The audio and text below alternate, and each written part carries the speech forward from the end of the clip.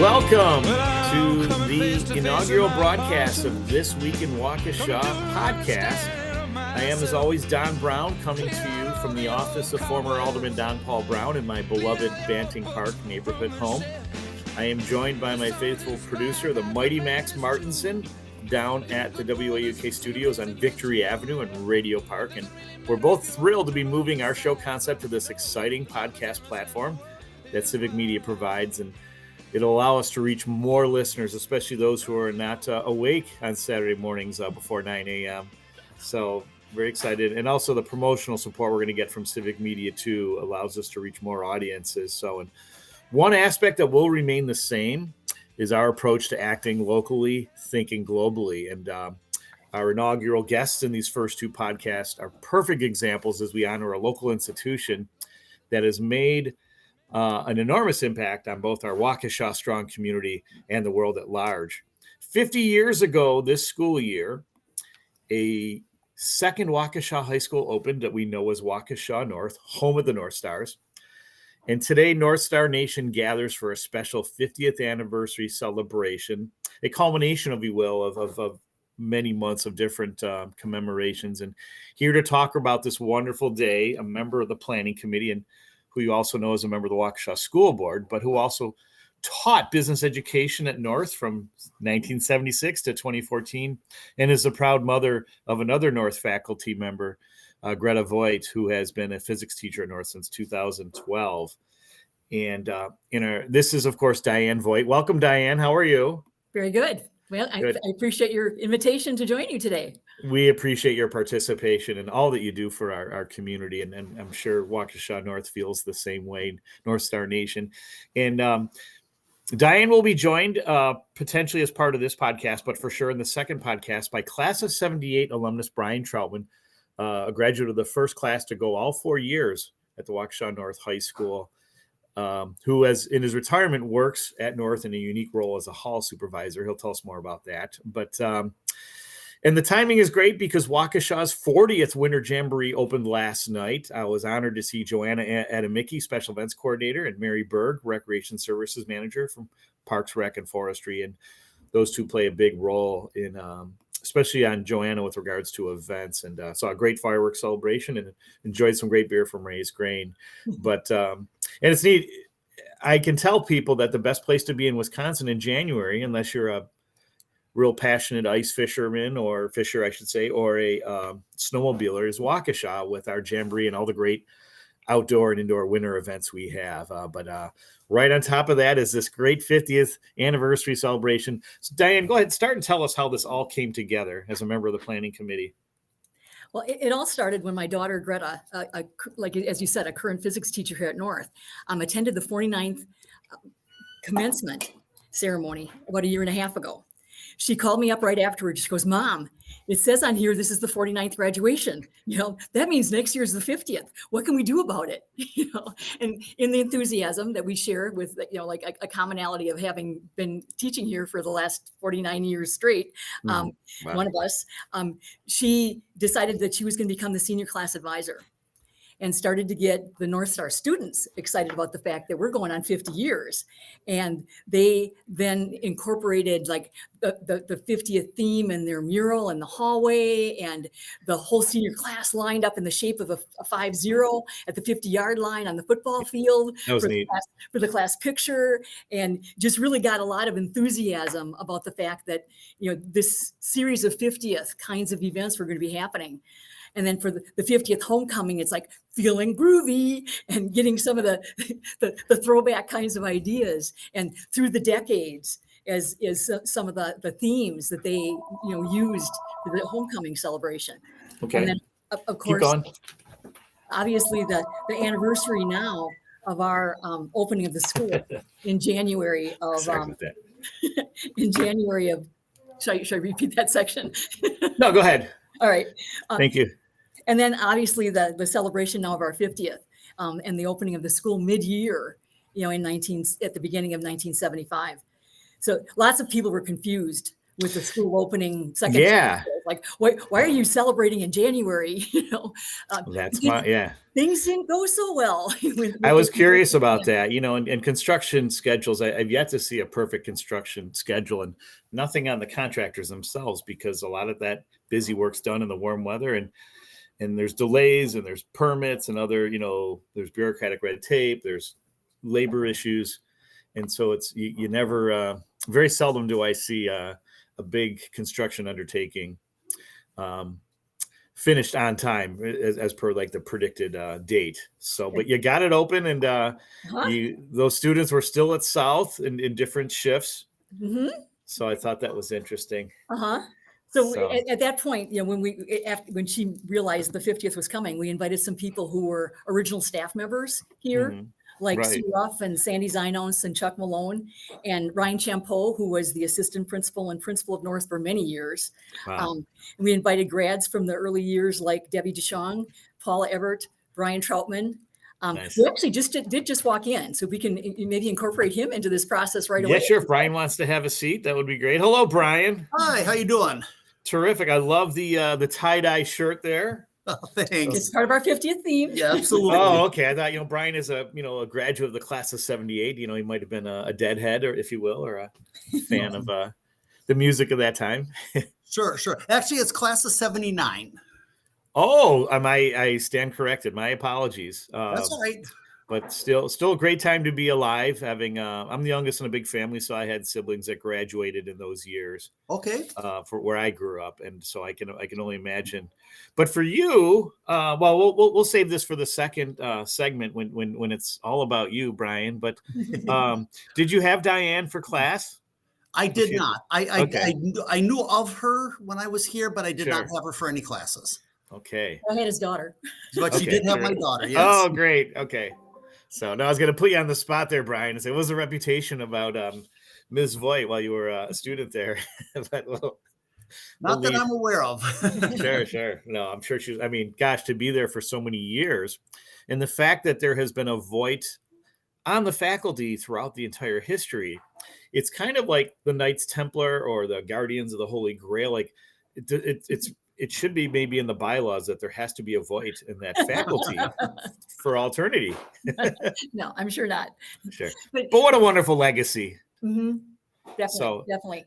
So we started brainstorming this event back on June 19th, 2023. I look back in our shared doc, because my daughter's very organized and efficient, and we have like over 50 pages of notes from our meetings and brainstorming, etc. And Brian and Greta and I have been like kind of the main every event, every step of the stage of planning. Sure. The key players to put it all together. Okay. Yeah. No, I think that's wonderful. And I usually, when I have a guest and there's a connection, I have to do full disclosure. And so full disclosure, my son, Evan, a graduate of South 2024, was the inaugural winner. And correct me if I say this wrong, Diane, the Voit Family Future Educators Scholarship. Mm-hmm. And we're very honored. And Evan has given me permission to say that he is, he's continuing his collegiate career at Carroll University starting this semester, transferring from Eau Claire, and has been invited to participate in the football team there too. So he's excited about being back home, and especially as someone that wants to be following Diane's footsteps and become a high school teacher. And he also wants to, he's already student coaching for South's basketball program. And so we're honored to have that connection with the Voit family. And I know I speak for Evan when I say he is too, very much. So, but enough about South. This is about North. Well, that's our roots, though. Yeah. Yes. There's a lot of people who came over in that split that weren't real excited about this change. I think for a lot of times, North has felt like the second class, not as special as the first. Right. And now that there's West, South feels like the third class, the Untouchables. Only kidding. So we've got the kind of the open house at 1. So I imagine there'll be a tour of the school and a great chance for the alumni to see about all the technological advancements and new offerings since they were a student. For sure. And then the cake cutting. So you're expecting about, I think you mentioned like 300 to 500 people. Will there be enough cake for everybody? Close. We kind of bump things up, so we feel good at about 400 here. Okay. And who knows? There may, people may or may not want something. So yeah, not everyone's a cake person, but it's nice to have. I thought that's a clever touch. Right. Yeah. So. And an ambitious one too, given your attendance or what your expected attendance. So, but then you have the full program at 3. And so I like, there's going to be live music. There's going to be some great speakers. Do you have to be a North alumnus to attend to celebrate? Oh, definitely not. No. Okay. There are a lot of community members that are planning to attend. There are, a lot of just supporters of North through the years that I'm sure will be here. Okay. So, because I know one of them, and I apologize, I had the program in front of me. There's an alumnus that's an accomplished author, and I think she gives workshops and everything. Mm-hmm. So, and as a writer myself, I would love to, crash the party, if you will, to learn about some of her insights. Yeah, that's Kathy Giorgio. Her Kathy Giorgio, thank you. Oh, yes. She's an amazing example of an entrepreneur, who's taken her love of writing that she, acquired while she was here and had Dwayne Steen as an instructor. Okay.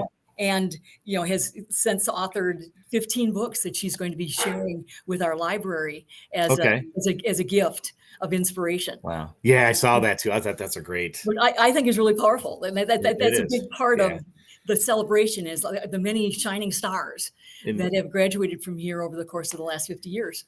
If I could enforce my will too, is like make that a special section and don't just put it in the Dewey Decimal System. Because I had a friend who was an accomplished historian of Irish and Irish American history, and he donated a lot of his first editions to his college, St. Ambrose in Davenport. And I went to look for it, and it was all scattered throughout the Dewey Decimal System, when I thought it should have been a dedicated section for someone who's received the highest honors of the Irish government for his scholarship in history. And so I think it's good that these education institutions honor those alumni who have made such an impact on the world. Sounds like an advocacy for how we should handle it. Yeah. So the esteemed alumni, I'm glad you mentioned Brian Fohe, a chemist for Abbott Labs who worked on the most used drug for the treatment of HIV/AIDS. I mean, talk about an impact on the world. Exactly. You wanted some examples of world impact input. As someone who lived through that AIDS scare as a young adult, so frightening, and lost very many dear friends and family. And it's so that's just what a wonderful what should we say, a remark or a legacy for North to celebrate. We have local, Carmen de la Paz, whose art is seen all over here. It's the City of Waukesha brand now, class of '84. And then again, there's our very own Joel Cleefish from Civic Media, who hosts Raised in Wisco, who was our state legislator and our second gentleman during the Walker administration, and all around great guy too, very funny. And then this Edmund Moy from the inaugural class, was the 38th director of the Mint. Does he still work in that capacity, or is he? He's older now. No, he's beyond that position. I'm not he's retired. Sure. Okay, but still, what an I mean, I had to look it up to make sure that he wasn't in charge of like the mint section of the chocolatiers. This is the government agency that makes the coins. Exactly. Correct. So very cool stuff. So, and then so many other great alumni. Any alumni that you would care to I know let's think of a better question. Tell us about some of your favorite memories from teaching at North, and students who've touched your life or other. I know I have some of your responses here, but I'd love to hear it from you. Well, I just have so many memories over the course of 1976 to date. But I think just the pride of being involved with students and helping them to develop skills for their future careers. All my classes were electives, and sometimes it was really crazy to be teaching as many preps as I had to be able to teach accounting and entrepreneurship and business law and computer applications and all the courses I was teaching. But it's been, for me, like just an amazing start for so many students. Right. That I get the feedback all the time. Just last night when I was at South for their induction into their wall of fame of 3 new candidates, I walk in, the first person I see is like, that's Diane Voit. She was my teacher. She was there as one of the supporters for one of the inductees. And it's like, don't you love that? But that happens all the time. Yeah. And the accounting skills that she learned with me, she's using, every day through her career, and now in her post retirement kind of like gig. It's like, but it's just amazing that like to be able to teach them keyboarding, to be able to teach them. Yeah. And all those were fairly new classes too. Like typing evolved into keyboarding, but even like business education, is that fair to say that was a new offering in the high schools around that time in the mid 70s? No, it's been offered, but it was like commercial education back in the day.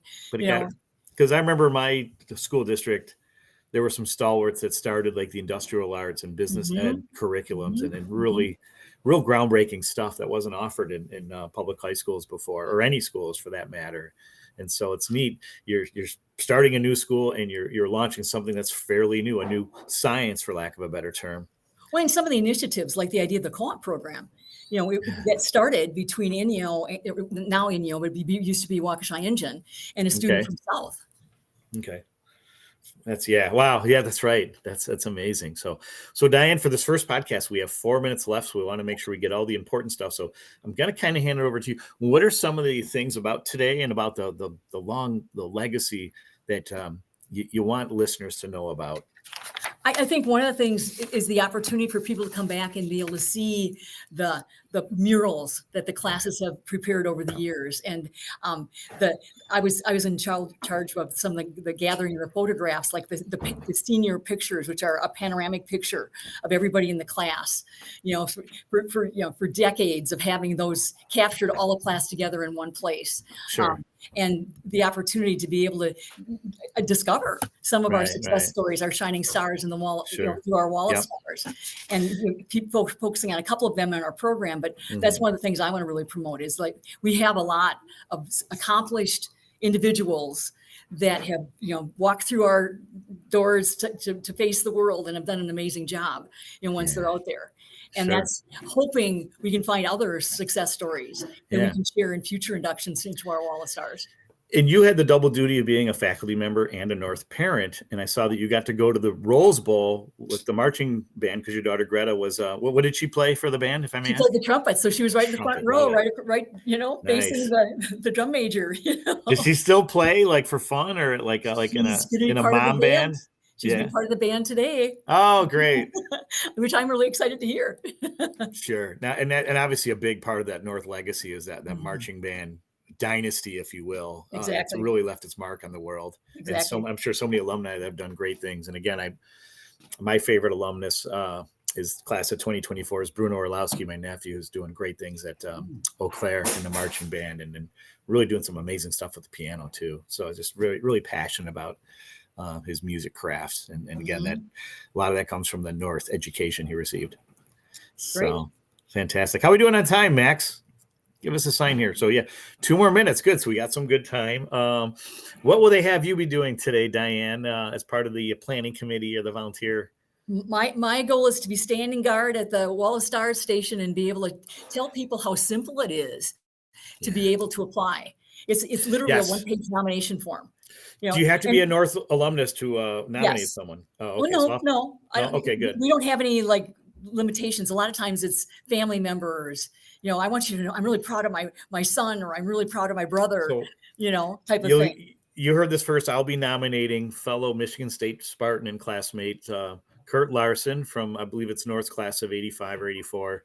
Who was part of one of the greatest defenses ever in Big Ten history at Michigan State and played in the NFL for the Colts and the Packers. So I'll be nominating Kurt Larson. And that's awesome. I also appreciate here in this final minute that you've honored those faculty members who have left us, who are no longer with us, but that spirit still lives. And that's just a great remark. If there's anyone you want to shout out that comes to mind or any brushstrokes on that. Well, I was going to say, I with Sue Ruff's help and the help of our Facebook page that we started right after the 50th graduation, and we now have 3.9K followers of that particular. That's great. Site. We've been able to come up with this list of 42 people.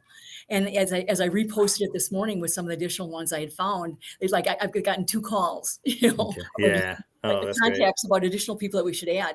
And I think it's such a great remembrance to be able to see their names and remember the many, many teachers and support staff that have been part of our institution for the last, Terrific. 50 years. Sounds great. Well, Diane Voit, thank you so much for being a part of this podcast and for all that you do. Your impact as an educator for from 76 to 2014. Did I get that right? Correct. And then also as a member of our school board and a member of this planning committee for the golden anniversary celebration, and just being great all around community citizen. I look forward to meeting you in person sometime soon. And thank you so much for all you do. I invite everyone to stick around for the next podcast with Brian Troutman. Remember, safety is everyone's responsibility, and see ya.